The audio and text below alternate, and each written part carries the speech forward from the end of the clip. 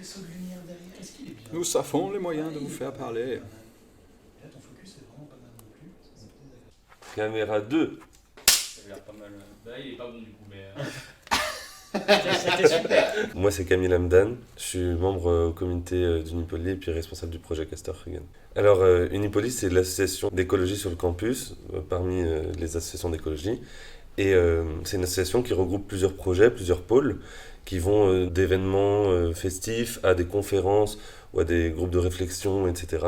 Avec notre rôle d'ingénieur, c'est important de penser aux enjeux majeurs qui vont nous concerner dans quelques années. Je crois qu'initialement, c'était rattaché à Ingénieurs du Monde, qui est plus vieux qu'Unipolis, et donc ça s'est détaché de Ingénieurs du Monde pour partager le même local d'ailleurs. Et donc ça a évolué petit à petit, je crois que ça fait plus de 20 ans que ça existe. Ça a beaucoup changé dans sa manière d'agir. Avant c'était très axé sur le tri, etc.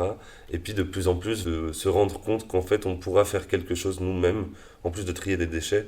Surtout avec notre rôle d'ingénieur. Enfin, moi, j'avais cru comprendre qu'Unipolis, c'était une île et Polytechnique, parce que du coup, c'est sur les deux campus. Comme beaucoup de gens qui rejoignent l'association, je pense que moi, j'avais déjà quelques idées sur l'écologie et puis une certaine vision de la société et puis des enjeux globaux. Et j'ai pu rencontrer d'autres personnes, échanger sur ces thèmes-là.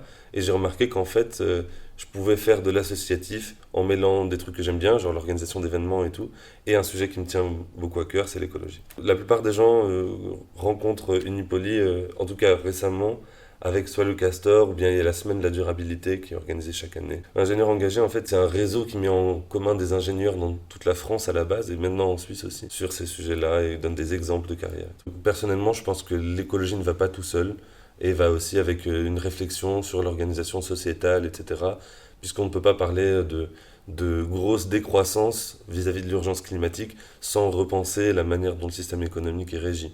Je pense qu'Unipolis, d'abord, ça amène à un niveau individuel à l'étudiant ou l'étudiante seule, un développement de certaines idées sur la durabilité. Et d'autre part, je pense au niveau collectif, au niveau de la vie estudiantine, de discuter avec les autres associations, bien les administrations. Par exemple, le pôle vegan et animaliste, l'EVA, à Unipolis, a essayé de faire du lobbying auprès de l'EPFL pour mettre des plats végétariens, etc. Et alors, évidemment, si on fait comité, ce ne sera pas le même engagement qu'une personne qui vient cuisiner de temps en temps Castor Frigan.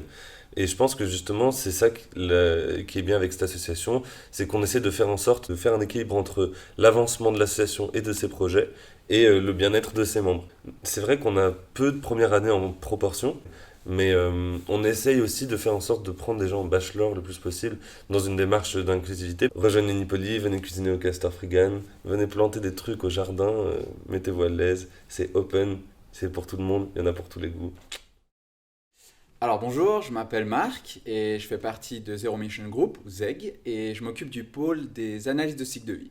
Budget carbone, autres impacts sur la biodiversité, ça regroupe plein d'impacts environnementaux différents en fait. Mais il n'y a pas que ça, il y a aussi les questions qui touchent à la biodiversité, l'eutrophisation, enfin il y a plein d'enjeux environnementaux. ZEG, ou Zero Emission Group, c'est une association d'étudiants, principalement de l'EPFL, qui a pour objectif de participer au développement d'une société plus durable et aussi plus sociale. Vu que le changement climatique nous impose aussi des changements de société importants, eh ben on va forcément parler aussi de salaire, on va parler d'emploi, on va parler de bien-être dans la société, on va parler de ta maison, on va parler de ta façon de consommer. Donc tout ça, c'est des choses qui te touchent toi et socialement qui ont des impacts très importants.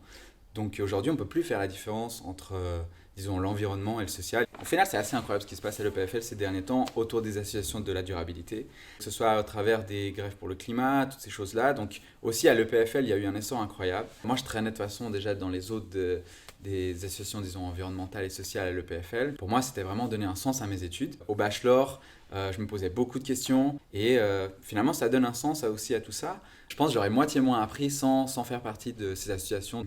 La question qui revient souvent, c'est la question de la charge de travail. J'ai envie de dire qu'il y a de tout aussi. Il ne faut pas hésiter à dire les choses. On a envie de s'engager, ça vous fera du bien. N'hésitez pas à vous engager dans une association. Et sachez mettre les limites. Apprenez à vous connaître et à savoir quelle charge de travail vous pouvez prendre en charge. Et simplement, dites-le quand vous ne pourrez pas. Si vous le communiquez, il n'y a aucun souci. En tout cas, chez ZEG, c'est comme ça qu'on fonctionne. Tant qu'on dit les choses, Il n'y a pas de problème. Je sais pourquoi je fais les choses. Je sais plus dans quoi je me dirige. Je considère plus ça comme un hobby. Disons, si je veux en faire mon métier et que je fais ça aussi à travers les assos, on pourrait même dire que c'est un taf à 100%. C'est vraiment un aspect important de ma vie et du coup, ça me guide aussi dans mes choix de vie. J'arrive à la fin de mes études, mais j'ai rencontré des gens de 20 ans, donc qui sont en première de l'EPFL ou de 19 ans, et qui ont autant de choses à m'apprendre et qui viennent justement s'engager dans ces assos. S'il y a un mois, dans les personnes qui nous écoutent, je dirais, essaye quand même de t'engager dans une assos, tu verras, ça fait du bien. Et puis comme j'ai dit, adapte-le à ton fonctionnement, c'est très possible, et de faire des choses aussi incroyables en première année, c'est tout à fait possible.